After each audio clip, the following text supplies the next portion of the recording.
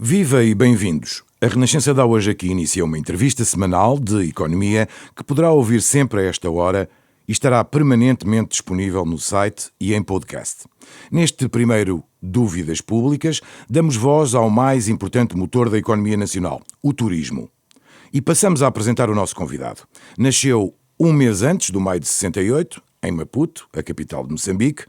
Dizem os que o conhecem melhor que trabalha que nem um louco. Está há 28 anos no turismo de Portugal, mas só assumiu o cargo de presidente há pouco mais de 6 meses.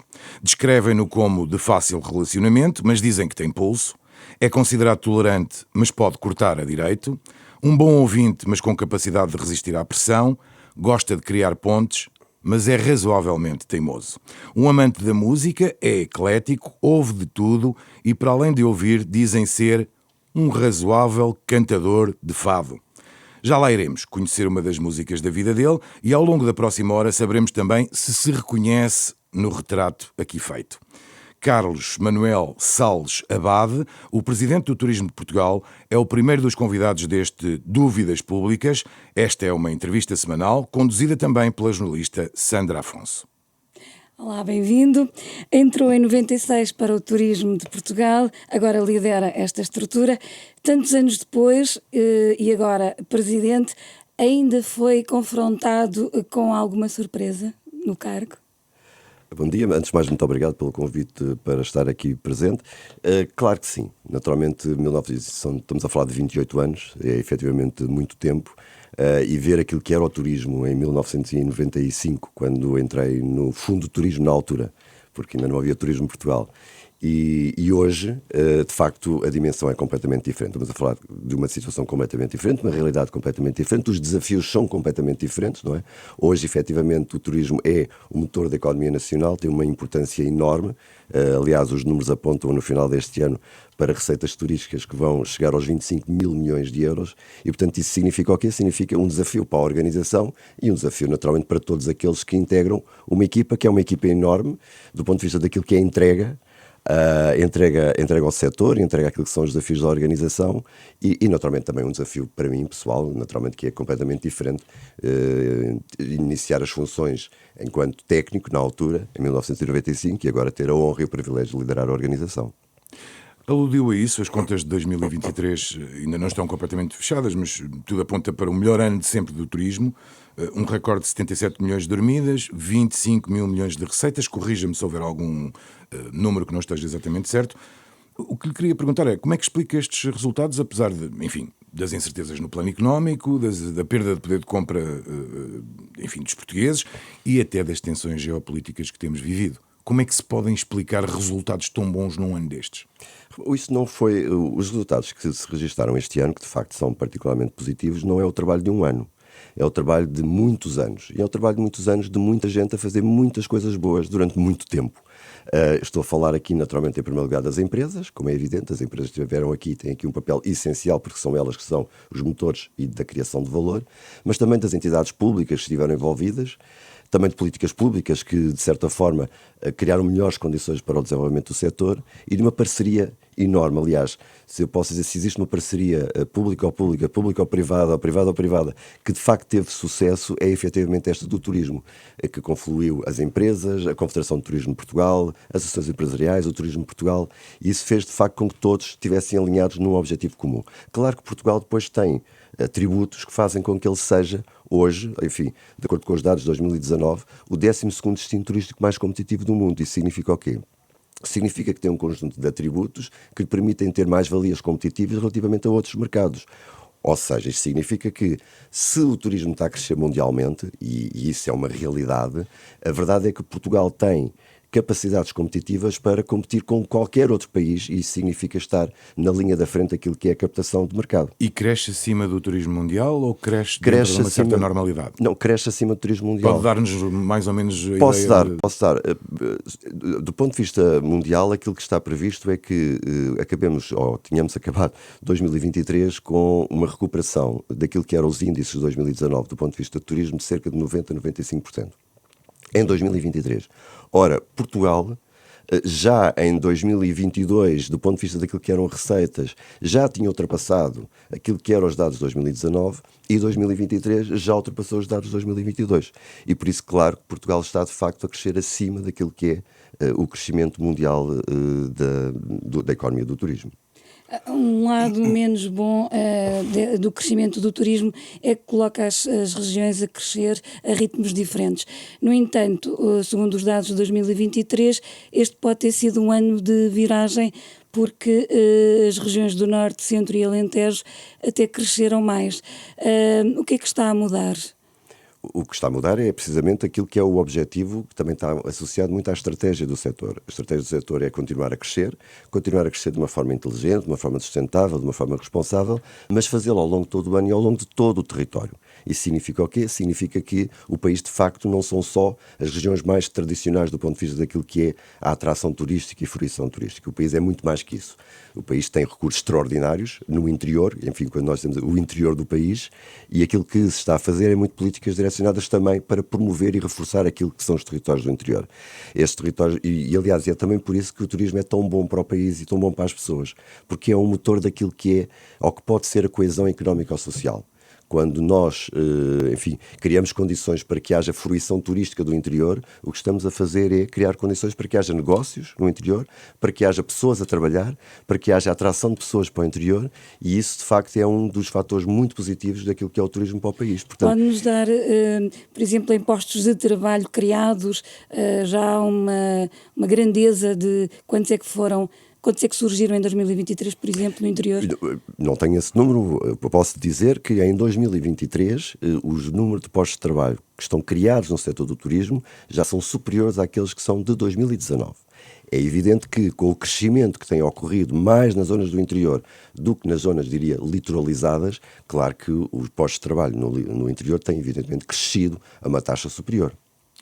Houve um interregno, de qualquer forma, que teve a ver com a pandemia, não é? Que foi um interregno um pouco na vida de todos nós, mas lembro-me de ter lido ou de ter ouvido dizer que o turismo recuou em 2020, até achei, digamos, interessante a forma como o colocou, que recuou 26 anos em hóspedes e 10 anos em valor. Julgo que era esta a afirmação. Exato. Como é que está a situação financeira das empresas do setor neste pós-pandemia? Ou seja, já recuperaram? Deixe-me também comentar essa afirmação que fez, porque é muito importante.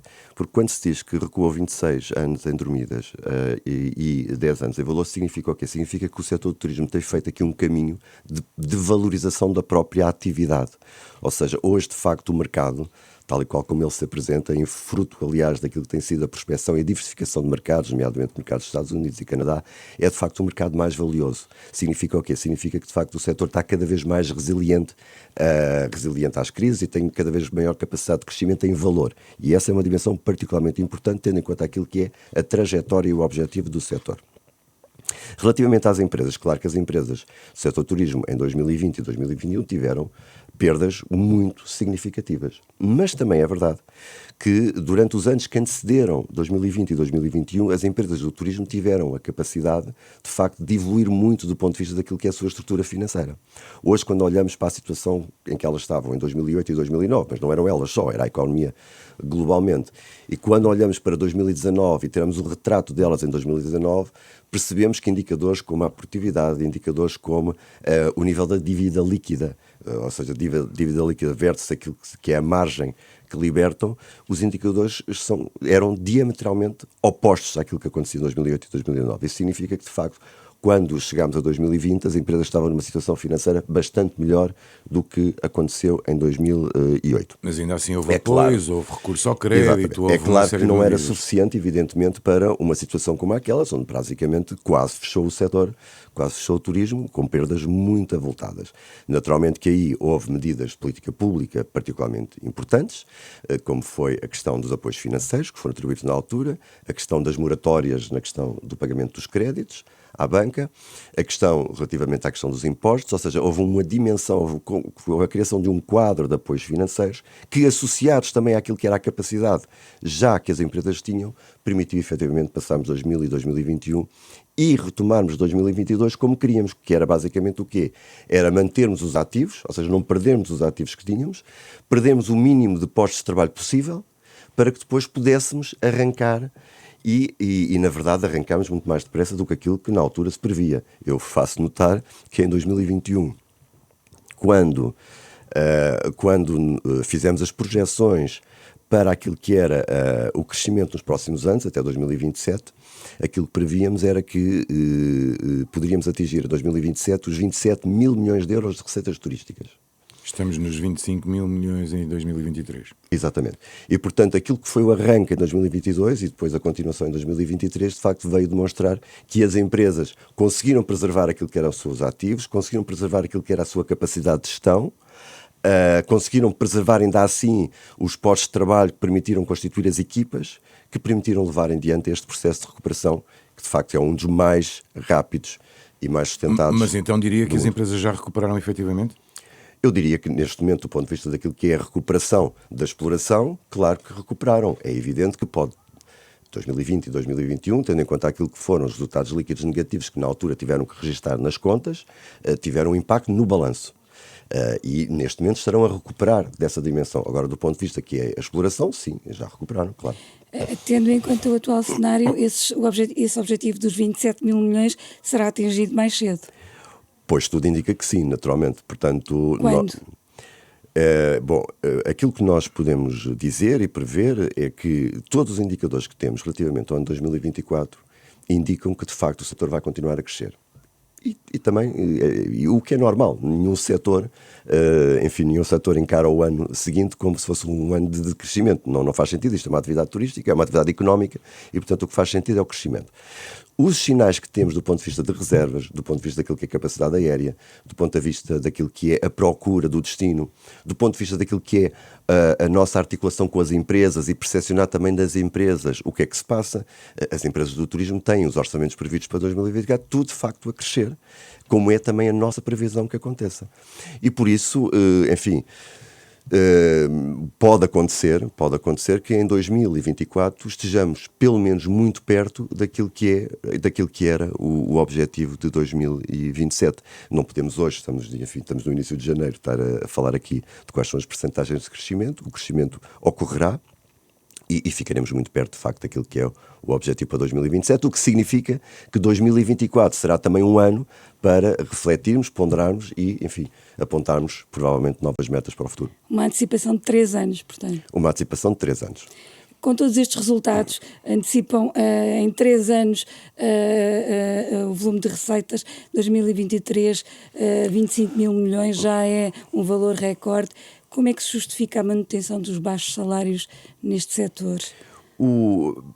A questão dos baixos salários, temos que ver isto do ponto de vista de perspectiva. Na verdade, quando nós olhamos para aquilo que tem sido o percurso dos salários nos últimos anos, diria 21, 22 e 23, aquilo que nós percepcionamos é que os salários estão a aumentar a uma percentagem superior e bastante superior àquilo que é a percentagem de aumento de salários na economia normal. Mas qual é o salário médio no turismo? Tem ideia?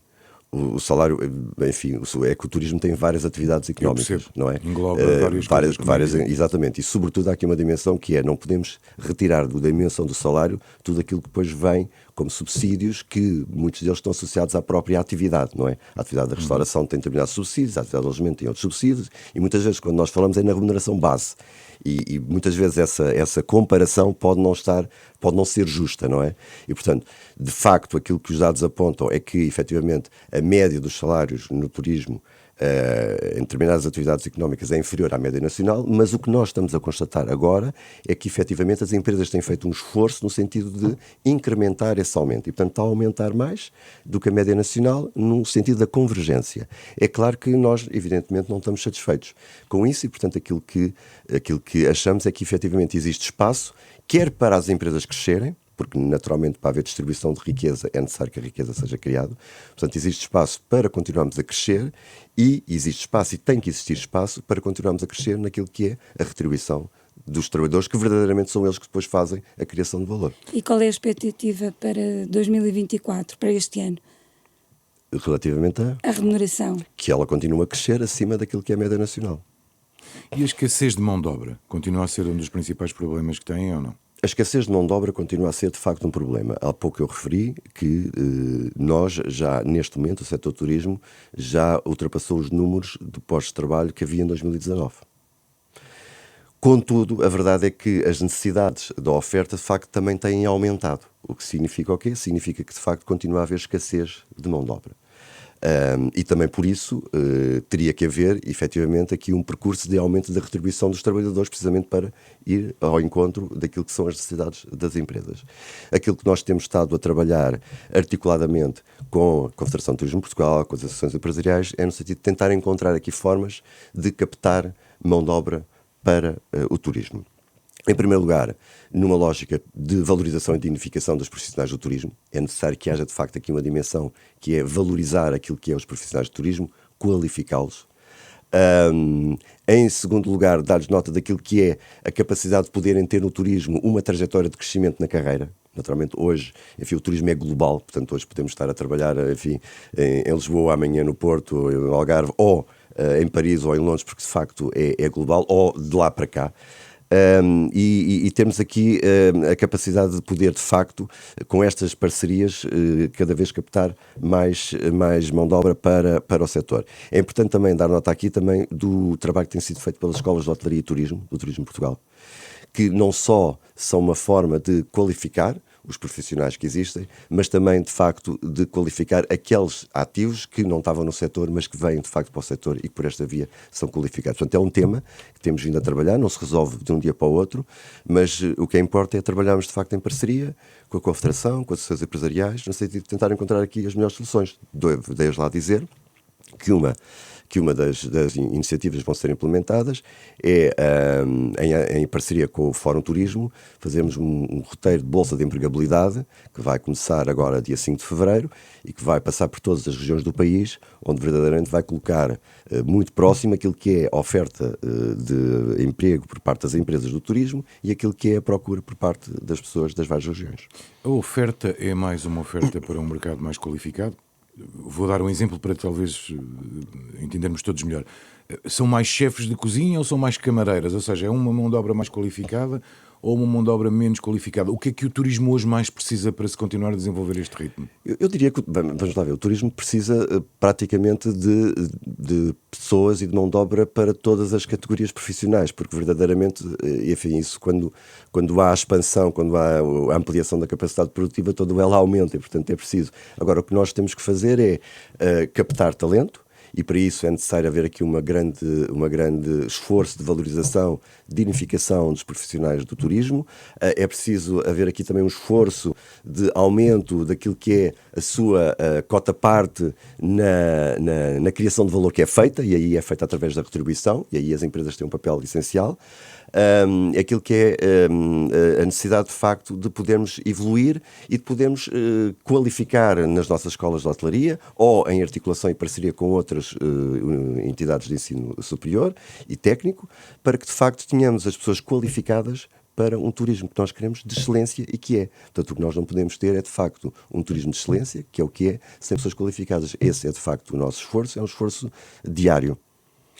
Há regiões que estão a aumentar as restrições ao turismo, falamos de Veneza, por exemplo, devido ao sobreturismo, porque há um estudo recente da European Business School, diz que a maioria dos residentes do Porto quer limitar os turistas porque falam em inflação dos preços. Teme um aumento da oposição ao setor? O turismo é bom na exata medida em que for bom para as pessoas e é preciso que isto seja compreendido. Ou seja, nós trabalhamos todos os dias no sentido de melhorarmos a vida das pessoas e porque entendemos que, de facto, o turismo é bom para as pessoas. É bom para as pessoas porque é uma fonte de riqueza enorme para o país. Sem turismo, o país seria mais pobre. E, portanto, quando nós falamos daquelas receitas turísticas de 25 mil milhões de euros, não são receitas turísticas que são gastas exclusivamente no setor de turismo. Aliás, a maior parte nem sequer é gasta em atividades turísticas. É gasta noutras atividades, porque quando o turista vem cá, não consome só aquilo que são os hotéis ou os restaurantes, também consome outras dimensões. O turismo é importante porque também alavanca outros setores de atividade. Outros setores de atividade, com certeza, não conseguiriam exportar aos preços que exportam os produtos se não fosse o incremento da notoriedade da imagem de Portugal que o turismo ajudou a criar. Hoje, se há muitas artes e ofícios que ainda se mantêm, se ainda há um esforço de apoio à cultura, muito também se deve àquilo que é o turismo e aquilo que o turismo tem promovido naquilo que é, e isso também impacta na vida das pessoas, naquilo que é o apoio à cultura, no apoio às artes, no apoio àquilo que são os ofícios antigos. E, portanto, o turismo é algo que tem trazido riqueza para o país, que tem sido bom para as pessoas. É evidente que nós temos que estar atentos a dimensões como a questões da pressão da procura e perceber exatamente o que é que nós podemos fazer em cada momento. Isso tem a ver com a questão da gestão inteligente que temos que fazer cada vez mais das cidades e dos territórios.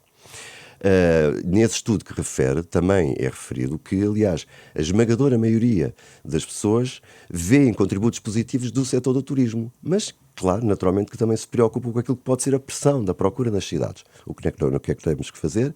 Temos que trabalhar em articulação com as autarquias, em articulação com as empresas, em articulação com os agentes locais e tentar encontrar a melhor forma de gerir de forma mais inteligente as cidades e os territórios. Nós temos que ser eficientes na gestão de um território. O país é o país que temos, que é enorme naquilo que é o povo, naquilo que é a sua história, mas de facto tem limitações do ponto de vista daquilo que é o seu território. Temos de ser cada vez mais eficientes na gestão inteligente do nosso território. Mas começam a ponderar, nomeadamente, algumas medidas. Veneza está a ponderar coisas como a limitação dos grupos que entram na cidade, a cobrança, eu vou-lhe chamar assim, por uma questão de bilhete de entrada. Em Portugal há algum destino, Lisboa, Porto, há algum destes destinos que já, no fundo, obriga a antecipar medidas deste tipo e elas estão pensadas? Era essa a minha pergunta. Não. Repare, quando falo da questão de Veneza, é uma questão completamente à parte daquilo que nós estamos a falar relativamente à questão da pressão da procura. A Veneza, de facto, tem uma questão muito específica, muito concreta, especificidades muito concretas se aplicam a Veneza, não se aplicam nem a nenhuma cidade de Portugal. O que existe aqui é uma necessidade de nós fazermos uma gestão cada vez mais inteligente das cidades. Quando nós temos hoje, as cidades hoje são cada vez mais globais, têm que ser cidades que são para os residentes, são para aqueles que nos visitam, são para aqueles que vêm trabalhar, são para aqueles que vêm estudar, são cidades cada vez mais dinâmicas e isso implica necessariamente olhar para as cidades, trabalhá-las, geri-las de uma forma articulada, em parceria com as várias entidades que têm responsabilidades nessa dimensão e fazer aquilo que disse há pouco, que é gerir de forma inteligente os recursos que temos. Já que fala em gestão mais inteligente das cidades, o que é que falhou no alojamento local que tem sido alvo de tantas críticas? Não creio que tenha falhado nada em especial. O que aconteceu foi que, de facto, o alojamento local iniciou o seu processo já há alguns anos, quando se procedeu, no fundo, à criação desse instrumento, que era também uma forma de legalização de uma dimensão que existia e que não estava na economia, basicamente, e, portanto, esse foi um processo. O alojamento local foi particularmente importante e continua a ser particularmente importante naquilo que foi a regeneração das cidades, a requalificação, a reabilitação das cidades e tem um papel fundamental naquilo que é o turismo nacional, sem dúvida, porque uma parte muito significativa daquilo que são as dormidas ocorre no alojamento local. Mas deve ser revisto? Acha que... Não. A revisão da questão do alojamento local aconteceu no contexto do pacote Mais Habitação, penso que é isso que se está a referir. São Como medidas... é que olha para essas alterações? Reparem, eu sobre essa matéria não comento medidas que foram aprovadas pelo Governo, são medidas que são aprovadas pelo Governo. Não, e, isso portanto, eu sei. A minha questão é se essas medidas... O Governo nem sempre ajuda a economia e há muitas vezes que ajuda a economia, diria eu. Este ou outro Governo qualquer, independentemente da cor política. A minha questão é, na perspectiva do setor do turismo, estas medidas...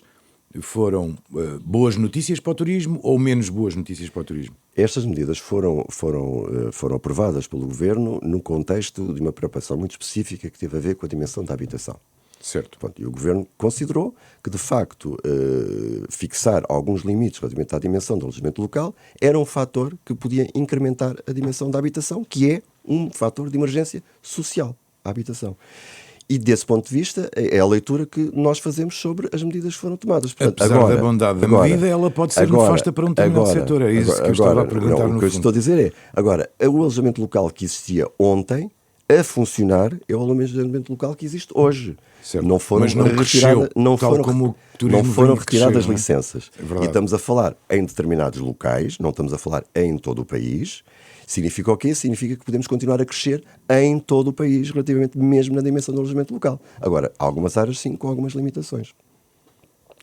O turista que nos visita hoje é, enfim, particularmente diferente, diria eu, mas queria confirmar isso consigo, daquele que vinha ao país há 20 anos, 30 anos. É mais exigente? O que é que ele procura na prática? Isso tem a ver muito também com aquilo que são, que tem sido a estratégia do setor do turismo em Portugal e aquilo com os mercados com que procura. Nós hoje, posso dizer que, por exemplo, o mercado norte-americano em Lisboa, hoje é o primeiro mercado de Lisboa. Coisa que não acontecia há uns anos atrás, não é? E no Porto, se eu não estou em erro, é o terceiro. E, portanto, significa o quê? Significa que, de facto, houve uma alteração e tem havido uma diversificação de mercados que só vem a tornar o setor cada vez mais forte. E esta diversificação de mercados que aconteceu tornou-o, de facto, mais valioso, no sentido em que, enfim, cada turista que vem, em média, de facto, tem um acréscimo de valor relativamente àquilo que era no passado. Claro que isso implica aqui exigências, são exigências maiores, mas é para isso que a oferta turística se tem vindo a preparar ao longo do tempo. Aquilo que foi pedido ao setor foi que evoluísse na cadeia de valor, que tivesse propostas cada vez mais sofisticadas, cada vez mais diferenciadas, cada vez mais inovadoras, para ir ao encontro de um turista que é cada vez mais exigente. E é isso que o setor fez, é esse o caminho. Mas o turismo que nós conhecemos historicamente em Portugal, eu lembro-me, como é evidente, o Casabado lembrar-se há muito melhor do que eu, porque está há 28 anos, não estou em erro, na área, mas falávamos muito de sol e praia. Já não é isso que se procura. O que é que se procura agora? Repare, nós temos trabalhado, exatamente, nós temos trabalhado muito produtos que de facto começam a entrar em determinados segmentos de mercado. Por exemplo, nós estamos a trabalhar o turismo literário, ou seja, o turismo associado à literatura. Estamos a trabalhar o turismo industrial, que é o turismo associado à indústria, como é evidente. Estamos a trabalhar determinado tipo de produtos, a própria gastronomia, que entretanto a forma como ela se trabalha, o próprio enoturismo, não é? Hoje o enoturismo não é aquilo que era há uns anos atrás. Hoje o enoturismo em Portugal é o segundo mercado mais competitivo do mundo. E isso implicou o quê? Implicou de facto trabalhar do ponto de vista da oferta, do ponto de vista de promoção, do ponto de vista de mercados, e começámos a entrar em mercados mais exigentes porque passámos a ter a capacidade de receber esses mercados cada vez mais exigentes. Essa diversificação, essa inovação no produto, que é aquilo que nós temos vindo a fazer agora com estes novos produtos, vão ao encontro de necessidades de segmentos de mercado mais específicos, normalmente de maior valor acrescentado. Aliás, deixe-me só dizer, por exemplo, tivemos há pouco tempo no Financial Times Weekend em Londres, onde aquilo que levámos lá foi precisamente a turismo, literatura, gastronomia e vinhos. E, portanto, porque verdadeiramente no mercado do Reino Unido começamos a fazer cada vez mais força noutro tipo de produtos, noutro tipo de motivações para a procura de Portugal. Se eu entendi bem, essas são áreas que começam agora a ser exploradas. Já estão a ser exploradas. O que eu queria perceber é onde é que Portugal é mais forte? Qual é o tipo de turismo onde Portugal neste momento é mais forte? Portugal tem a capacidade e tem a virtude de ter uma oferta muito diversificada. Nós, evidentemente, continuamos a ser muito forte no sol e mar. Quer dizer, continuamos a ser. É evidente. Aliás, o Algarve é o melhor destino europeu de sol e mar e, portanto, quanto a essa matéria não há dúvidas sobre isso. Mas é evidente que temos outras dimensões. O turismo de natureza, tudo aquilo que tem a ver com a gastronomia, tudo a ver com o enoturismo, enfim, tudo a ver com o touring, a própria visitação das cidades, não é? Porque hoje temos as cidades mais reabilitadas, temos as cidades mais inteligentes, ainda que tínhamos que prosseguir esse caminho, temos as cidades mais exigentes, mais eficientes. Portanto, há uma diversidade de produtos. Estamos hoje a trabalhar muito a dimensão do turismo militar, estamos hoje a trabalhar muito a dimensão do cycling walking, porque compreendemos que existem segmentos de mercado que procuram todo o mundo por estas dimensões, nomeadamente o mercado dos Estados Unidos, por exemplo. Portanto, há aqui uma panóplia de produtos que estamos vindo a trabalhar e que o que queremos é de facto fazer isto, é diversificar a oferta para que possam encontrar em Portugal motivações para a visita do país. E qual é a expressão do turismo religioso? É bastante significativa. É verdade que ela tem um foco grande em Fátima, mas de facto há mercados, por exemplo, o mercado da Coreia do Sul, por exemplo, ou da Polónia, por exemplo, são mercados que procuram muito essa dimensão. E, portanto, o turismo religioso é, de facto, também tem uma expressão bastante significativa naquilo que é a oferta de produtos em Portugal. De qualquer forma, a nova campanha, digamos, promocional do Turismo de Portugal aposta na sustentabilidade e naquilo que se chama turismo responsável. É porque temos oferta, como dizia, ou é porque está na moda e era inevitável seguir esse caminho? Não está na moda, é estrutural.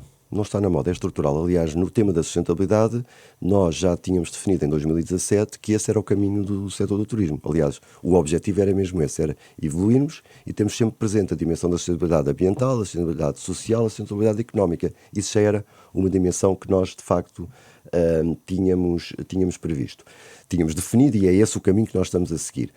Considerámos que era importante também lançarmos esta campanha, porque verdadeiramente é uma mensagem universal.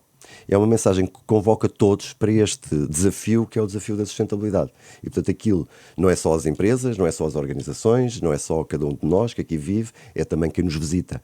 E, portanto, é desta parceria forte que, de facto, podemos evoluir de uma forma mais rápida para a dimensão da sustentabilidade. Não é uma moda, é, de facto, estrutural e é para isso também que o próprio tecido empresarial se está a preparar. O Arsénio já falou aqui dos bilhetes de entrada em Veneza, que vai começar este ano a cobrar taxa turística. Também em Portugal há várias localidades que vão passar este ano a cobrar taxa turística, como Viana do Castelo e Portimão. Há outras localidades que já cobravam e que vão aumentar esta taxa. Esta taxa junta-se ainda à taxa aeroportuária, são taxas e taxinhas. Este é o caminho que defende para o turismo? Eu não vou comentar a questão das taxas turísticas em si mesmo. Portanto, enfim, os municípios têm essa capacidade e, portanto, e fixarão em função daquilo que entendem. É importante, do meu ponto de vista, o que é importante é perceber que as taxas, no fundo, o que podem ter associado é, no fundo, compensar ou fazer uma certa compensação dos locais pelo eventual, enfim, pela fruição que é feita dos locais por parte dos turistas. E, portanto, de certa forma, há aqui uma correspondente, ou seja, vou fazer uma taxa para que com a taxa eu deva, e essa é que é a parte importante, eu deva desenvolver determinadas iniciativas e ações que visem mitigar eventuais impactos do setor do turismo. Porque o setor do turismo é bom para as pessoas, mas isso não significa que, de facto, nós não tenhamos que ter atenção aos impactos que tem no território. Mas não é para isso que servem as receitas? Enfim, também. Eu não estou a dizer que não servem as receitas. As receitas servem para fazer face às despesas de cada uma das entidades. Aquilo que as taxas se destinam, de acordo com aquilo que é a leitura que eu faço da parte dos municípios, é, no fundo, uma compensação relativamente ao impacto que o turismo possa ter nos locais. E devem ser fixadas de forma equilibrada, para que não coloquem em causa a competitividade dos destinos, e essa parte é importante que seja considerado, e depois, na sua aplicação do ponto de vista do resultado, deverá, na minha opinião, serem orientadas para compensar ou para fazer algumas iniciativas e ações que visem, de facto, compensar a vida das pessoas e dos residentes desses locais. Acha que é isso que acontece na maioria dos municípios que cobra taxas, ou seja, se elas são aplicadas na recuperação, eventualmente, de património ou de outras... Acredito, sim. Essa é a ideia sim, que tem. daquilo que eu conheço, sim. Não conheço de todos os casos, naturalmente, mas, de facto, isso já acontece em vários municípios, mas é isso que nós temos que ter essa atenção e esse cuidado. Não haveria outra forma de cobrar esse valor, peço desculpa, mas não haveria outra forma de cobrar esse valor de uma forma menos impositiva, no fundo, pondo-me no papel do turista, não é? Que está ao balcão do hotel, para dar o exemplo mais simples, a quem é cobrada uma taxa na hora, por imposição, sem que ela conste muitas vezes dos preços dos hotéis. Não haveria uma forma diferente de fazer, de chegar à mesma finalidade, de que não tão intrusiva como uma taxa cobrada ao balcão de um hotel? Repara, a questão das taxas turísticas é uma questão que não é de Portugal. É uma questão que acontece em todos os destinos, quer dizer, e em todos os destinos isso acontece. Portanto, não conheço outras formas. Enfim, é uma taxa turística, é a taxa turística que é cobrada em Veneza, que é cobrada em Paris, que é cobrada em Londres, que é cobrada... E, portanto, não é uma característica de Portugal nem das cidades portuguesas. É uma realidade. E agora, o que é importante é perceber que essa realidade não deve colocar em causa a competitividade dos destinos, porque, como eu disse, menos turismo torna o país mais pobre. Isto é importante. Portanto, não pode colocar em causa a competitividade dos destinos e, por outro lado, deverá ter-se em atenção que essa dimensão, que é cobrada ao turista, à partida do ponto de vista conceptual, deve ser utilizada depois naquilo que é a mitigação, a compensação, relativamente àquilo que é a pegada do turista. Muito bem, nos primeiros 9 meses de 2023, são os últimos dados conhecidos, os aeroportos do Porto, de Lisboa e de Faro registaram máximos históricos no movimento de passageiros.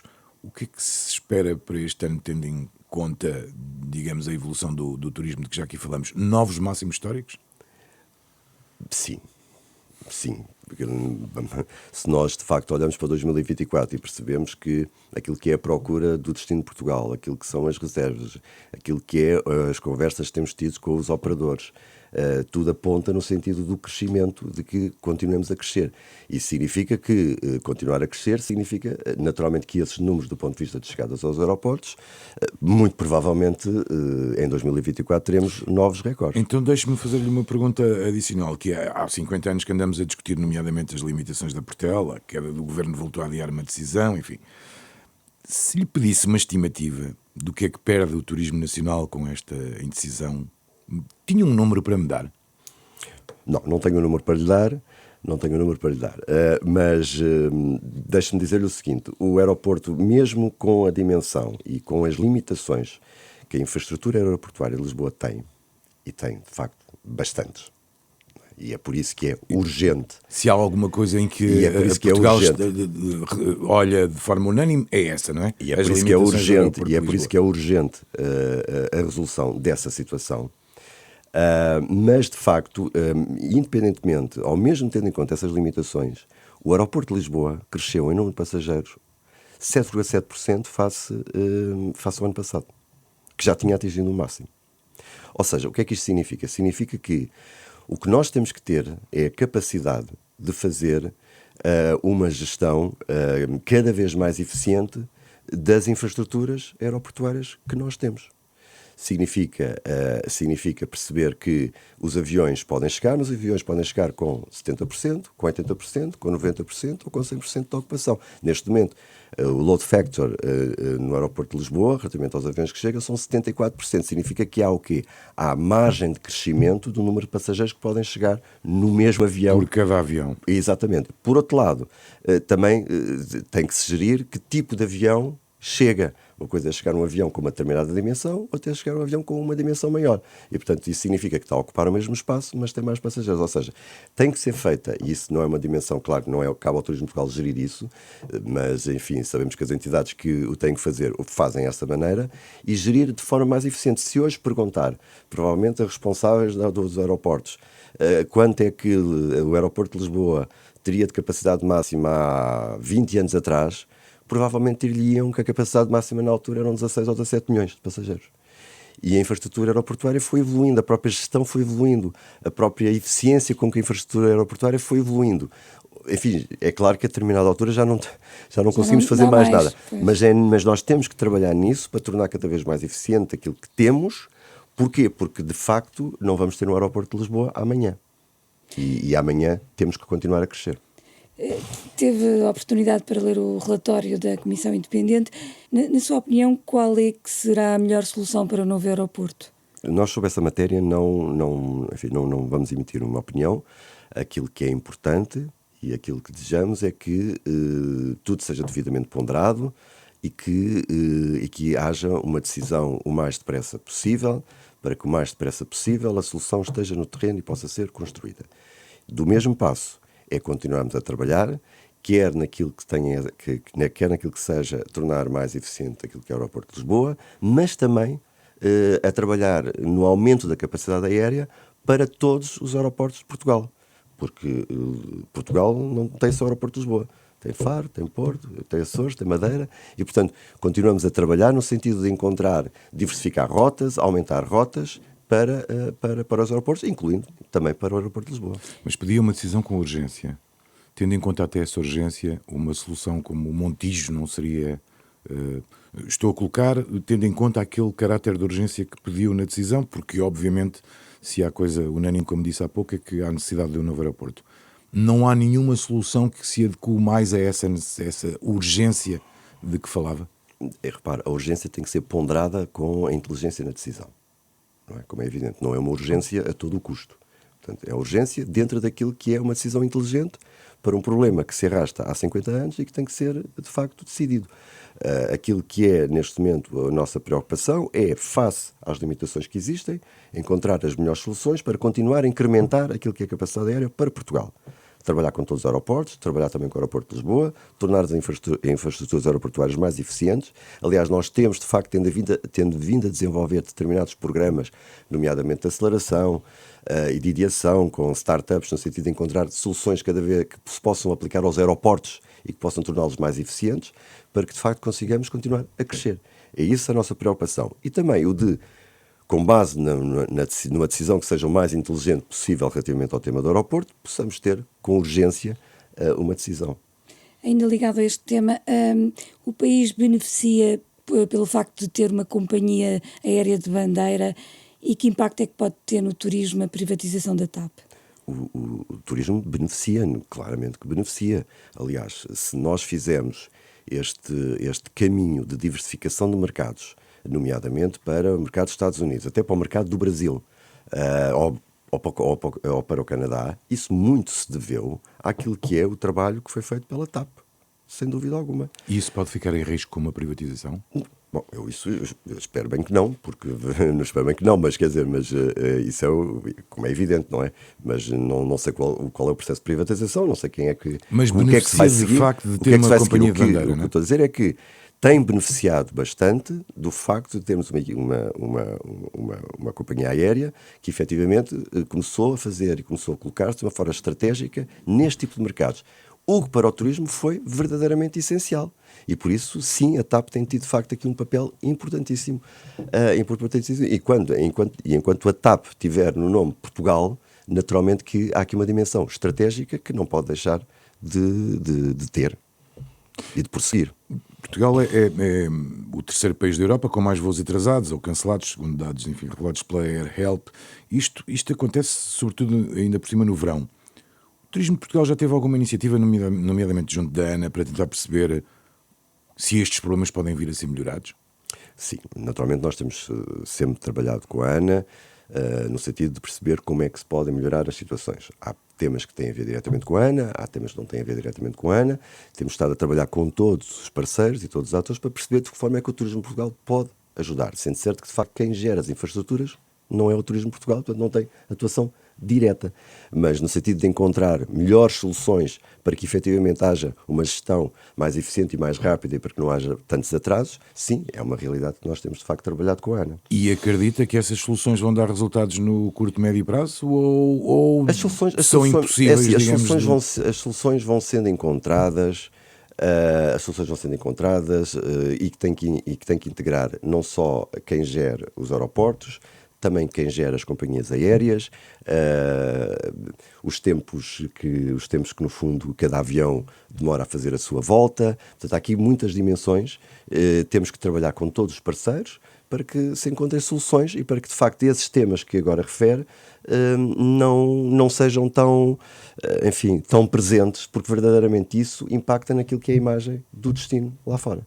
E, portanto, nós não podemos ter situações de atrasos ou muitas vezes situações extremamente complicadas naquilo que é a gestão interna dos aeroportos, nomeadamente a chegada dos passageiros, que depois influenciam aquilo que é a imagem do destino de Portugal lá fora, não é?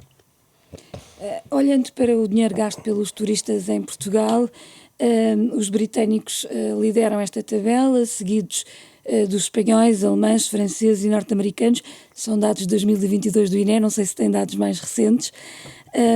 Quais são os destinos que gostaria de atrair e ainda não conseguiu? Primeiro, os mercados, os nossos mercados principais, mais tradicionais, diria eu, Reino Unido, Alemanha, França, Espanha, continuam a ser mercados muito importantes e é preciso dar nota disso, não é? Quando nós falamos da questão da diversificação de mercados, não nos podemos esquecer que estes mercados são de facto responsáveis ainda por uma grande dimensão do mercado e que nós temos que trabalhar com muita atenção, com muito cuidado. O mercado do Reino Unido continua a ser o nosso maior mercado e, portanto, estamos muito presentes naquilo que é o mercado do Reino Unido. Naturalmente que estamos a fazer aqui e estamos a continuar a fazer aqui uma expansão para o mercado dos Estados Unidos, portanto queremos continuar a reforçar essa dimensão, o mercado do Canadá, o mercado do Brasil, que de certa forma ainda não conseguiu recuperar em 2023 aquilo que era também a capacidade aérea que existia em 2023, e o Brasil é um mercado muito importante. Aliás, nós não conseguimos recuperar no Brasil os números de 2019, o que significa o quê? Significa que em 2024 temos uma oportunidade para crescer no mercado do Brasil, mas também, do outro lado, quando estamos a falar de mercados asiáticos, China, estamos a falar também da Coreia do Sul, enfim, estamos a falar também do Japão, ou seja, estamos a falar da Austrália. Portanto, são dimensões relativamente às quais nós temos uma particular atenção, porque percebemos que há ali, de facto, uma dimensão de procura potencial para Portugal, que também já existe, e que é muito significativa. Mas em mercados, desculpa, Sandra, mas em mercados como a China ou como a Índia, por exemplo, para falar... E a Índia, exatamente. O destino de Portugal, como é que tem penetração? Como é que se consegue entrar num mercado com uma dimensão, eu diria que é a nossa escala avassaladora, não é? Repare, claro que tem as suas características próprias, mas repare, por exemplo, o mercado da Índia tem uma afinidade muito próxima com Portugal. Aliás, nós abrimos um escritório. O Turismo de Portugal tem 19 equipas de turismo no estrangeiro, cobrem 25 mercados. Um deles é precisamente o mercado indiano. Estamos a falar de 1,5 mil milhões de pessoas e estamos a falar de uma possibilidade de aumento e de incremento muito significativo nesse sítio. Temos que trabalhar com os operadores nos locais, temos que trabalhar e tentar trabalhar com as companhias aéreas, temos também o tema aqui de flexibilização também, ou de maior eficácia na emissão dos respectivos vistos, também é importante essa dimensão. A China também é um mercado onde temos um escritório em Xangai e, portanto, trabalhamos com muito diariamente aquilo que são os operadores e por aí fora e, portanto, enfim, é um trabalho que é feito diariamente em articulação com os operadores, com as agências de viagem, fica um conjunto de atores que nos permitem ir fazendo o nosso caminho. Agora, é um caminho que, do ponto de vista de potencial de procura, é de facto um caminho particularmente grande. Temos depois que preparar também a nossa oferta para esse tipo de mercado, nomeadamente o mercado chinês, que tem um determinado tipo de características e de exigências, e nós temos de estar preparados para esse efeito. Olhando um bocadinho para 2024, o turismo é um dos poucos setores, digo eu, enfim, que cumpre um plano estratégico, está definido até 2027. O sucesso do turismo também se prende com a existência desta estratégia, que é uma coisa que os portugueses são muito acusados de nunca ter. No caso do turismo, ela existe? O turismo tem uma estratégia desde 2017 e essa estratégia foi aprovada em articulação com todos os parceiros do setor.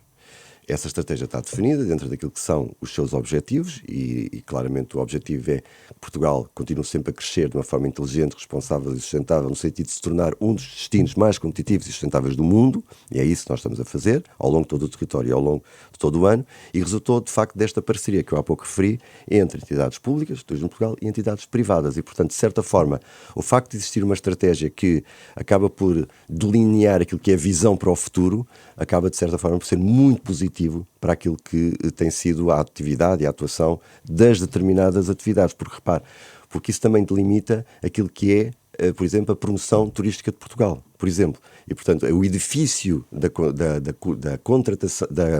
promoção externa de Portugal resulta, de facto, de um edifício que foi construído entre Turismo de Portugal, empresas, agências regionais de promoção turística, e todas elas vão beber aquilo que é a estratégia 2017. Portanto, de certa forma, o que é que acontece? Há uma afluência, uma confluência de recursos para, de facto, fazer vencer uma estratégia que foi aprovada em parceria entre todos.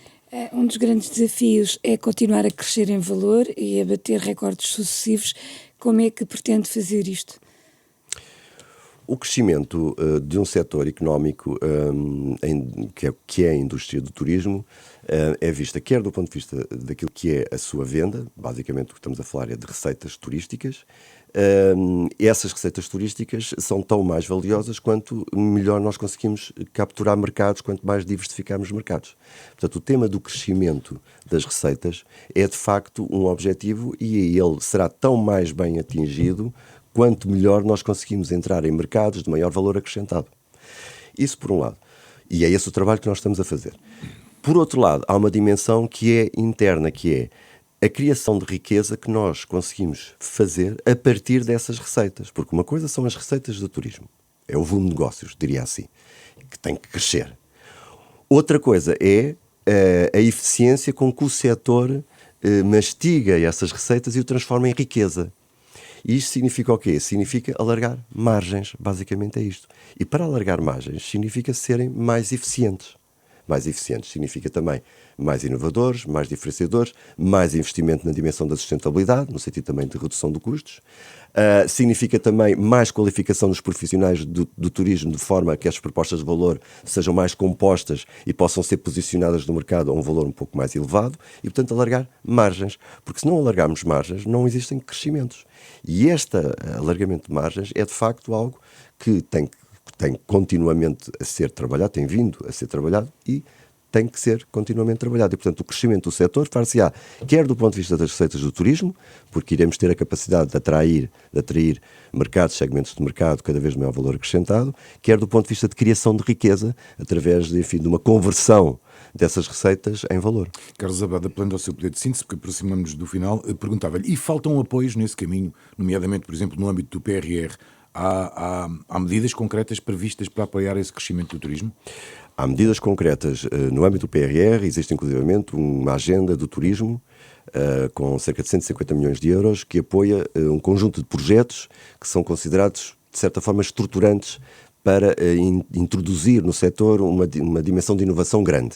Pronto, vários parceiros que se uniram, 33 parceiros, e têm nesse PRR um projeto de 150 milhões de euros. Para além disso, existem um conjunto de instrumentos de apoio financeiro, quer no âmbito do PT 2030, quer no âmbito de linhas próprias do Turismo de Portugal, que permitem, de facto, às empresas procurar e encontrar ali soluções de financiamento para boas decisões de investimento. Portanto, o que é importante aqui é duas dimensões. A primeira é, só conseguimos crescer se continuarmos a investir. E se continuarmos a investir, bem, com inteligência.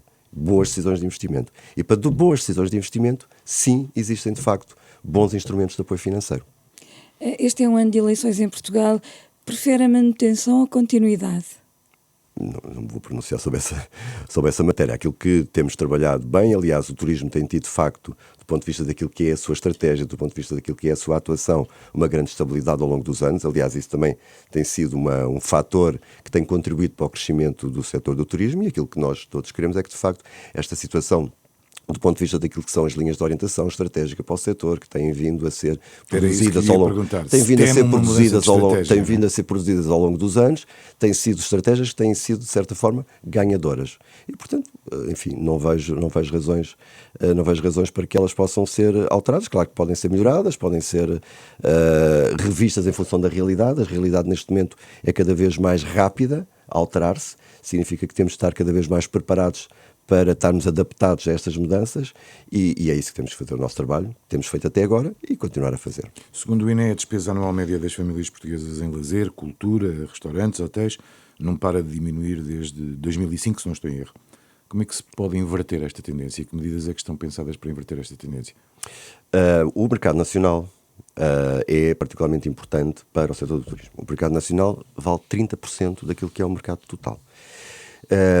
E é um mercado que, por exemplo, quando foi 2020 e 2021, foi particularmente importante porque foi um mercado que, de facto, fez com que, ainda assim, o turismo tivesse, efetivamente, atividade e pudesse, ainda assim, produzir algum valor. Aquilo que nós temos vindo a fazer é, no fundo, valorizar o mercado nacional através do apoio, nomeadamente a produtos que visem efetivamente essa captação e também promover aquilo que é o país e dar a conhecer e passar a mensagem aos portugueses que, de facto, Portugal ainda tem muito para conhecer e que os portugueses, de facto, ainda podem ser muito surpreendidos se efetivamente optarem por visitar Portugal. E já muitos visitam. 30% das dormidas, como disse, são de portugueses e aquilo que nós queremos continuar a fazer é incrementar aquilo que é o número de portugueses a conhecer Portugal. Quase a terminar, olhamos para o futuro. Há cada vez mais adeptos do turismo virtual ir para fora sem sair do lugar. Isto é uma ameaça ou uma oportunidade?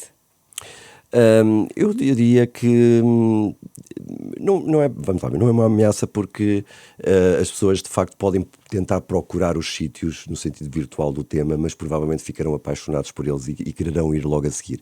E, portanto, este tema que é o do virtual, eu diria que é mais uma oportunidade, no sentido de, utilizando estas tecnologias, as mais modernas tecnologias nessa área, poder de facto fazer ver às pessoas o quão bom é poder estar nos sítios. Nada substitui o facto de estarmos nos sítios, pessoalmente podemos contactar as pessoas, a cultura, os costumes, e, portanto, eu diria que isso nunca irá substituir aquilo que é as visitas, pelo contrário, irá potenciar aquilo que é as necessidades e aquilo que é o estímulo e a motivação das visitas. Eu disse no início que é um amante de música e de si até dizem que canta bem o fado, confirma? Dizem que sim, dizem que sim. Tendo gosto pela música, pedimos-lhe que escolhesse uma das músicas da sua vida, que fez parte da sua vida, e pedia-lhe no fundo agora que partilhasse connosco a sua escolha. Eu gosto particularmente de música, aliás não me deito os dias sem ter pelo menos uma hora e meia a ouvir música, e faço isso há anos. E de forma muito diversificada. Tanto gosto de ouvir Bach ou Wagner, como gosto de ouvir Amy Winehouse, como gosto de ouvir os Coldplay, enfim, Frank Sinatra, Elvis. Portanto, é muito diversificado as minhas escolhas musicais.